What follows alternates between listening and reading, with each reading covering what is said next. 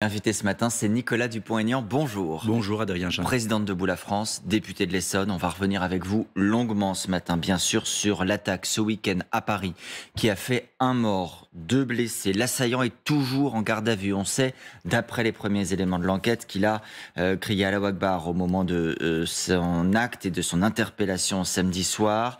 L'enquête va devoir déterminer ses motivations, terroristes, psychiatriques, tout cela s'entremêle et on va en parler. D'abord, de votre point de vue, ce drame aurait-il pu être empêché? Qui a failli s'il y a eu une faille? D'abord, heureusement qu'il y a eu les policiers qui sont intervenus remarquablement. Il faut quand même le dire et les remercier.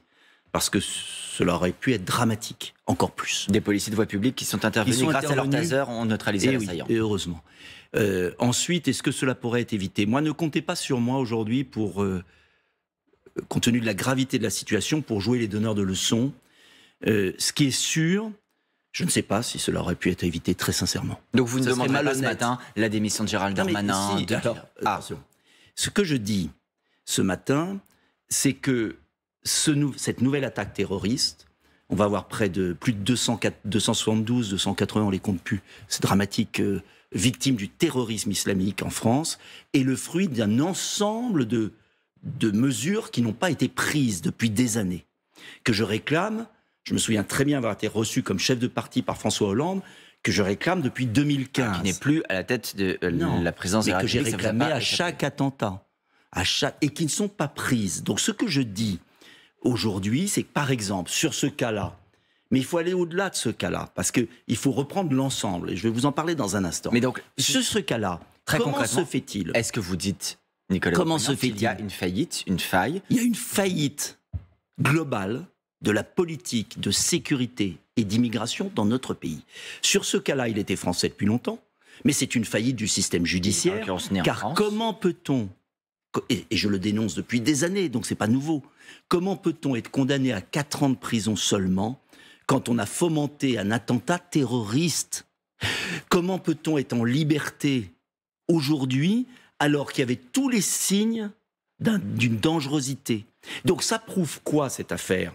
C'est pas de dire immédiatement, c'est que l'ensemble des lois qu'on s'est données depuis des années sont beaucoup trop laxistes, et l'application qui en est faite par le gouvernement depuis des années n'est pas à la hauteur. On va revenir sur ces points. J'ai demandé, par exemple... On va les prendre un par un, Nicolas Dupont-Aignan. Il y a beaucoup Vous avez de raison. choses. Il y a beaucoup de choses. C'est suffisamment complexe pour prendre un par un les... Prenons les choses avec méthode. Je précise juste une chose, vous dites l'application des lois par le gouvernement, c'était encore la justice. La justice qui prononce les peines.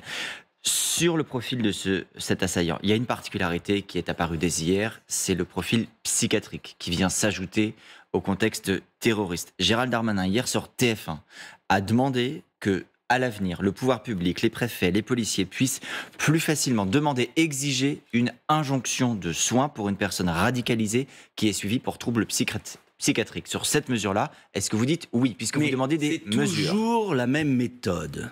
Toujours la même méthode. Pour se défausser de leur politique générale, qui est une politique qui mène à l'impuissance de l'État, sur tous les points qu'on peut voir sur l'ensemble des attentats et des attaques qu'il y a eu depuis 10 ans. Parce que c'est un ensemble. Pour se défausser, on nous ressort toujours un petit point en nous disant il faut une loi supplémentaire. Pourquoi pas? Parce que la partie psychiatrique est un petit point pour vous. Ce matin, Gérald Darmanin, je le précise, dit à l'instant, il y a eu un ratage psychiatrique. Oui, parce que c'est un moyen de se... Peut-être qu'il y a eu un ratage psychiatrique, bien sûr, sans aucun doute. Pour autant, est-ce que vous croyez sincèrement qu'on peut continuer dans notre pays à avoir des peines de prison aussi dérisoires pour des personnes qui commettent des attentats terroristes ou qui les préparent? Est-ce que vous croyez que dans notre pays, parce que c'est quand même ce gouvernement qui n'a pas construit les places de prison nécessaires, il devait en construire 15 000, il en a construit 2005. En l'occurrence, il n'était pas en liberté par manque de place en prison. Si les peines sont réduites dans notre pays, le laxisme judiciaire qui est de la faute d'une idéologie, souvent des magistrats, mais qui est aussi la faute des lois qui ont été votées, parce que comme il n'y a pas assez de places de prison, comme les services pénitentiaires de suivi des peines sont complètement débordés, eh bien, ils n'arrivent pas à suivre. Et même s'il y avait l'injonction de soins, imaginez-vous combien de personnes il faut. On estime qu'il faut 20 personnes des services de l'État pour suivre un radicalisme. Mais donc, il ne faut pas mettre les moyens pour régler les problèmes psychiatriques. Ce que je veux dire, c'est qu'il faut enfermer ces gens-là. Et c'est pas parce que vous allez avoir une obligation de soins par un psychiatre d'un type en liberté. Vous ne pouvez pas suivre des milliers de radicalisés et vous ne pouvez pas suivre, j'ai eu les chiffres, c'est un article du Figaro du 5 octobre, c'est pas moi qui le dis. Vous avez 80 terroristes qui sortent de prison chaque année. Vous en avez 250, 230 Alors, qui sortent, je le précise Nicolas Dupont-Aignan, parce que vous souhaitez également qu'on soit précis, ils sortent parce qu'ils sont arrivés en fin de peine. Et pourquoi ils sont arrivés en fin de peine ? On n'est pas systématiquement condamnés à la perpétuité. Non, mais en France, quand vous avez des actes de terrorisme, c'est moins de 10 ans, souvent, de la préparation d'actes de terrorisme. Je regardais d'ailleurs, qui d'ailleurs a rapatrié aussi les djihadistes ? 50 femmes rapatriées. Quand le gouvernement... Oui, mais moi je ne voulais pas les rapatrier. Mais quand vous dites qu'il faut les enfermer, arrêtons-nous un instant là-dessus. Mais il faut des vrais peines, les enfermer. Mais les enfermer comme dans les autres pays du monde. Quand vous préparez un acte terroriste... Dans les autres pays du monde, il y a également un état de droit, des règles, des peines et des libérations en fin de peine. J'ai jamais demandé qu'on sorte de l'état de droit. Je dis simplement, quand on est dans un pays qui condamne à 4 ans de prison, ou souvent à moins de 7 ans, moins de 10 ans, regardez tous les jugements... alors que dans d'autres pays, c'est perpétuité. Et parfois à beaucoup, beaucoup plus, Nicolas Dupont-Aignan. Ça dépend en fonction de la gravité, naturellement, des actes. Mais un acte terroriste islamiste devrait être beaucoup plus puni. La France a un laxisme judiciaire. Mais comme beaucoup plus puni, vous demandez la perpétuité l'application notamment du code pénal pour intelligence avec l'ennemi qui punit 30 ans minimum, qui n'a jamais été appliqué en France. Il y a les dispositions. Bon, même après 30 ans, vous aurez la question de sortie de prison. D'accord, mais en attendant, il n'aurait pas été dehors. Parce qu'il est sorti au bout de 4 ans. Et vous ne pourrez pas... Vous savez aussi, Nicolas Dupont-Aignan, il y a désormais une loi votée en 2021 qui permet pendant 5 ans après la sortie de prison un suivi rapproché. Il se trouve qu'il a été condamné avant le vote de cette loi. Vous êtes parlementaire, vous savez que la loi n'est pas rétroactive. Je vous dis simplement que tant qu'on n'aura pas des peines de prison beaucoup plus sévères, mais beaucoup plus sévères... Donc combien ? Je remarquais, mais il faut durcir le code pénal, il faut appliquer le code pénal, l'article sur l'intelligence avec l'ennemi. Ça a été un débat, c'est ce que demandait François Fillon, je me souviens, à la présidentielle de 2017, donc ça fait quand même 6 ans, c'est toujours pas appliqué. Deuxième point, il faut un système carcéral français, pénitentiaire, qui permette à la fois d'éviter la radicalisation en prison, et deuxièmement, d'avoir un suivi une fois qu'ils sortent, parce que bien évidemment, ils vont sortir un moment, et puis il y a ceux qui ont déjà été condamnés, qui sont en train de sortir, et là, vous le savez, les services pénitentiaires de suivi sont complètement débordés aujourd'hui, on le sait. Alors, c'est très facile pour M. Darmanin, pour se défausser de ses responsabilités et de celles du gouvernement, de dire, ça y est, c'est la faute des médecins. Peut-être, sur ce cas-là, il a sans doute raison. Peut-être la faute aussi du renseignement, quand on voit que la mère avait signalé son inquiétude, la mère de l'assaillant, expliquait que son fils se repliait sur lui-même, c'était il y a quelques semaines. Mais le problème de fond, c'est qu'il n'y a pas les moyens dans l'appareil d'État. Et le gouvernement n'a pas mis les moyens nécessaires à un suivi de ces bombes volantes qui circulent dans notre pays. Et il y a un angélisme général de l'état d'esprit de ce gouvernement vis-à-vis de ces bombes volantes, et notamment de M. Dupond-Moretti.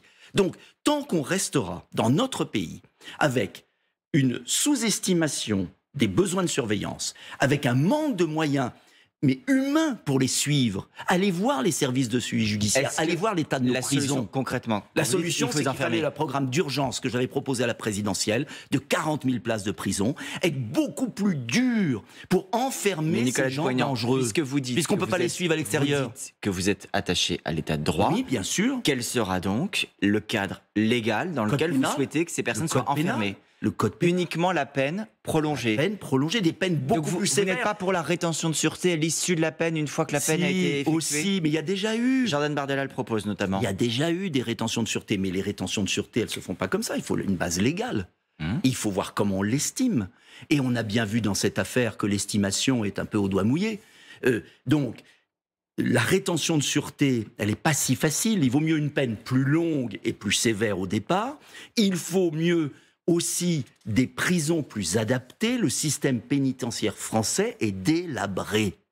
Et ça ne vaut pas simplement pour ce cas-là. Parce que ce qui me surprend,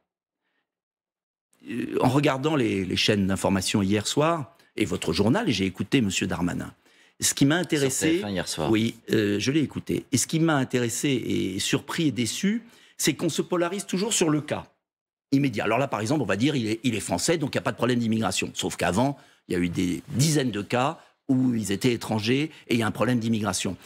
Là, on parle de psychiatrie. C'est bien d'être précis, Nicolas Dupont-Aignan, et de répondre au problème qui est posé par chaque cas. Mais il faut voir l'ensemble des cas de terrorisme. En fait, l'avalanche à répétition d'attaques terroristes islamistes pose le problème dans notre pays de l'immigration, des frontières, est-ce que ça ne pose pas du suivi pénal, Nicolas Dupont-Aignan, de la radicalisation et du suivi de l'islamisme dans nos mosquées et sur les réseaux sociaux, etc., etc. C'est un Nicolas ensemble. Parce que sinon, à chaque fois, on nous fait courir là, mais on ne voit pas le problème d'ensemble. Oui, c'est un ensemble. Or, ce gouvernement ne prend pas les mesures qu'il faut en matière d'immigration et de réponse pénale. Nicolas Dupont-Aignan, que je puisse vous poser des questions. Je vous en prie. Pour la bonne compréhension de cet entretien, vous venez de parler vous-même de l'aspect radicalisation. Est-ce que vous croyez qu'il est possible de déradicaliser? Il existe des programmes, d'ailleurs il a été accompagné, notamment il avait bénéficié d'un programme qui s'appelle PERS, programme d'accompagnement individualisé et de réaffiliation sociale, qui est géré par une association. Il avait lui-même affirmé en 2016 qu'il s'était tout seul déradicalisé. Est-ce que vous croyez qu'on puisse déradicaliser ce type de profil? Heureusement, sûrement certains. Le problème, c'est la masse. En fait, nous sommes face à un problème de nombre qu'on n'arrive plus à gérer. Donc, les cas individuels, peut-être oui, peut-être que non, mais en tout cas, il faut agir sur tous les points possibles. Et le principal endroit où on se radicalise aujourd'hui en France, ce sont les prisons.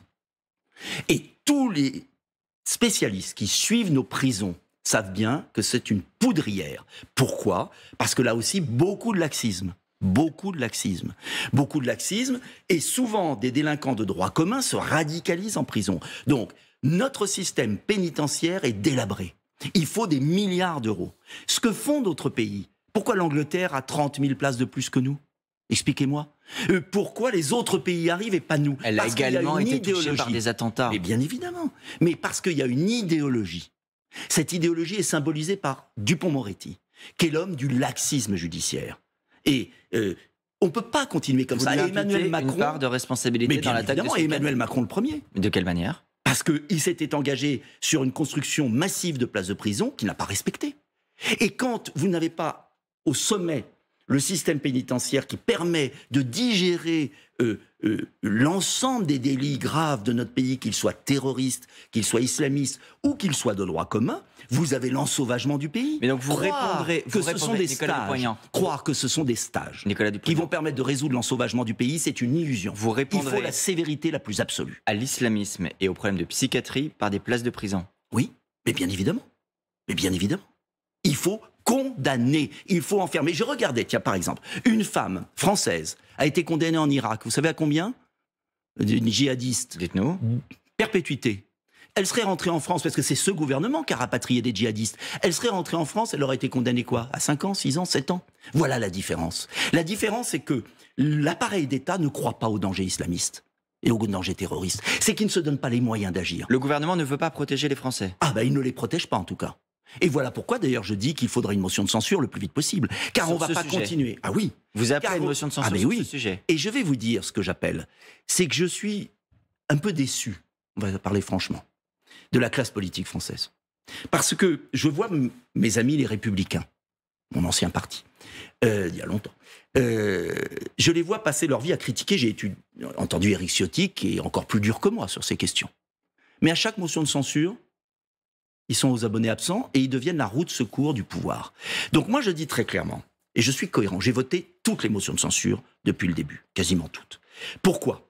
Parce que j'estime que ce gouvernement met en danger les Français, pas sur ce cas précis-là, sur l'ensemble des faits pour terrorisme et d'insécurité. Il les met en danger. On a vu l'horrible affaire du jeune Thomas, on a vu Annecy, on a vu le professeur du lycée d'Arras, etc., etc.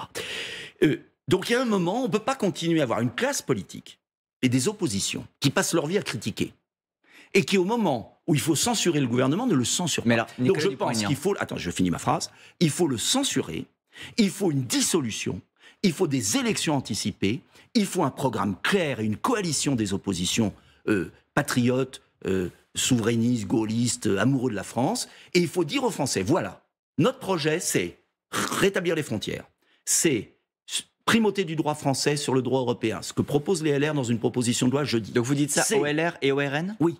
Je dis que les Français, dans leur immense majorité, ne peuvent pas attendre 3 ans et demi de subir cette déliquescence du pouvoir, cette impuissance publique permanente, et que la sécurité des Français exige une union, une grande coalition politique pour remettre de l'ordre en France, tout simplement, et qu'on ne va pas attendre 3 ans et demi, qu'il y ait combien d'attentats? On a compris. Est-ce que la responsabilité d'un parlementaire comme vous, ce n'est pas aussi, au-delà de la censure, sur la capacité à protéger, la capacité à voter des mesures qui iraient dans le bon sens? Dans le Figaro ce matin, Gérald Darmanin dit « Il y a une responsabilité immense », on parle de responsabilité, de ceux qui, s'ils votaient contre le projet de loi immigration pour empêcher son adoption, empêcherait alors d'expulser des délinquants étrangers radicalisés ou de droit commun. Est-ce que vous allez voter ce texte pour permettre ces expulsions? Ce chantage de M. Darmanin, qu'il a commencé hier soir sur votre antenne, est indécent, pour le coup. Il est indécent pourquoi?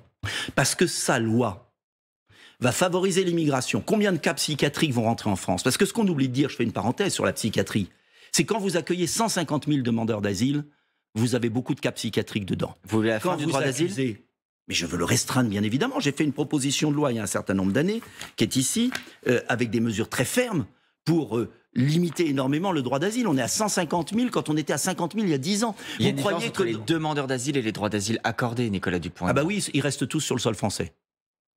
150 000, quasiment tous. 80%. Gérald Darmanin vous dit précisément qu'il veut faciliter les retours dans le pays d'origine. Vous avez raison de me ramener ceux qui n'ont pas vocation à rester sur le sol. Alors, je vais vous dire, Gérald Darmanin, sa loi, c'est porte ouverte pour la régularisation de quantité de clandestins. Premier point. Dans les métiers en tension, oui. Et ça veut dire encore plus de milliers de clandestins qui vont être régularisés avec notamment beaucoup de cas psychiatriques si on parle de la psychiatrie. Donc arrêtons.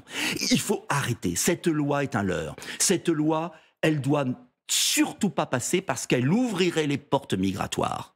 C'est un scandale, cette loi. Mais parce que dans le lot, j'ajoute dernièrement qu'il y aura forcément des cas psychiatriques. Bien évidemment. Puisque quand vous accueillez 500 000 personnes par an, 500 000, 320 000 légaux, près de 150 000 droits d'asile. Est-ce que notre pays peut accueillir 500 000, 2,5 millions, c'est la ville de Paris en 5 ans? Est-ce que vous croyez qu'on peut accueillir 2 500 000 personnes qui viennent d'une autre culture, d'une autre tradition, d'une autre religion? Est-ce qu'on ne va pas aggraver le problème? Bien évidemment que oui. Gérald Darmanin, vous précisément, cette loi va ouvrir les portes des migrations. On ne peut pas voter cette loi. Ce serait être complice de non-assistance à peuple. Il propose justement dans son texte de pouvoir retirer le titre de séjour quand on adhère à une idéologie radicale, quand on ne respecte pas les lois de la République. Cette loi, j'ai un article excellent de M. Fontana, qui est un des plus grands spécialistes, un avocat, qui explique très bien dans un article du Figaro du 17 octobre combien cette loi est un leurre.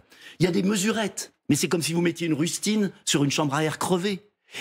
Ce sont des mesurettes. Ça veut dire que si on votait cette loi, soyons clairs, si on votait cette loi, on serait complice d'un gouvernement qui ne prend pas les mesures qui s'imposent.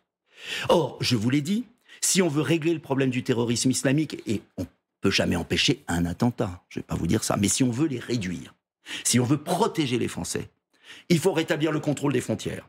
Il faut assurer la primauté du droit français sur le droit européen. Parce que cette loi, d'ailleurs, elle peut être votée. M. Darmanin ne pourra pas l'appliquer puisqu'il y aura des jugements de la Cour de justice de l'Union européenne. Parce qu'il doit appliquer les directives de Bruxelles.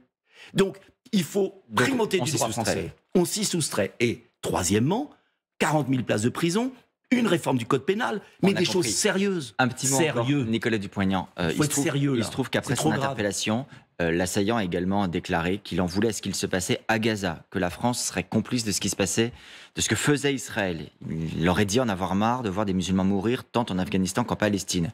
Voyez-vous un lien évident entre ce qui se passe aujourd'hui au Proche-Orient et la situation en France? Nous ne sommes pas une île. C'est évident que ce qui se passe au Proche-Orient a une influence sur notre sol. C'est évident. C'est pourquoi d'ailleurs, depuis des années, on ne peut pas me reprocher ça. J'ai toujours dit que la France devait garder une politique indépendante. Donc vous soutenez Emmanuel Macron quand il dénonce le bombardement systématique et permanent, ce sont ces mots, menés par Israël. Je suis totalement d'accord. Je le dis. Il faut bien évidemment éradiquer le Hamas, mais il faut éradiquer ses financements, il faut voir ses têtes, il faut voir. Mais si on pousse le peuple palestinien dans les bras du Hamas par des bombardements généralisés, ce sera un drame, et aussi en Europe. Donc, il y a un lien, bien sûr. Voilà pourquoi une politique étrangère doit être indépendante et claire, ce qui n'a pas été le cas. Un point sur lequel Emmanuel Macron, le chef de l'État. Jusqu'à maintenant. Soyons clairs. Dernier mot. Il faut traiter les problèmes à la racine. Sinon, on aura encore, dans un mois, dans 15 jours, d'autres attaques. Merci Nicolas Dupont-Aignan d'être venu sur RFI ce matin.